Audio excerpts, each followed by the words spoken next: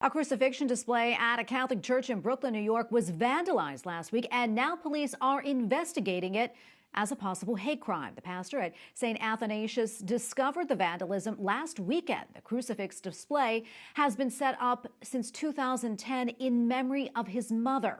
An American flag outside the parish rectory was also burned. Joining us now is Monsignor David Cassato, the pastor at St. Athanasius in Brooklyn, New York. Monsignor, welcome, and thank you so much for joining us today. First off, I want to say I'm so sorry to see what happened at your parish, and I know you described it as, quote, truly an act of hatred and your saddest day at the parish since you arrived there 20 years ago. What went through your mind when you saw that vandalism? I've got to tell you, the beginning, there was so many mixed emotions, and my heart was pulled different ways. And ultimately, when I saw the face of Jesus in the dirt, I kept on thinking of the 7 last words. And the last one that left me was, Father, forgive them, for they know not what they do. It was just a terrible, terrible act. And what happened, the parish came together that evening, and we didn't have any politicians speak. We just came together, and in front of the place where the crucifix was, we prayed the rosary together. We prayed the rosary, and we prayed the litany of the Blessed Mother, prayed for healing of our community, and we prayed for an overcoming of hatred with the gift of love. And it was a very beautiful event, and it touched everyone in the parish. I've received calls all week long since this event last Friday morning to right up until this moment, people coming together to help. We build, some people say put a bigger cross up. Some people say put a more luxurious area around the whole cross. It has been a moment of hope in the midst of such terrible hurt, pain, and even hatred.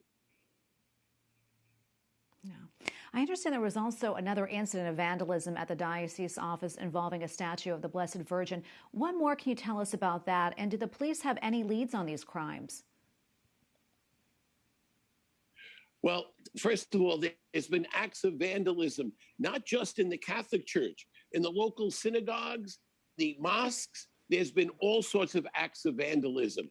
And the diocese, in front of the diocesan office building, the head of baby Jesus was broken off. These acts are crazy. The cops right now, one of the things that part of my life as a priest is being police chaplain for the city of New York. And one of the cops just brought into me moments ago a picture on surveillance of hopefully the perpetrator. So the cops are working very aggressively to try to help find the person that did this.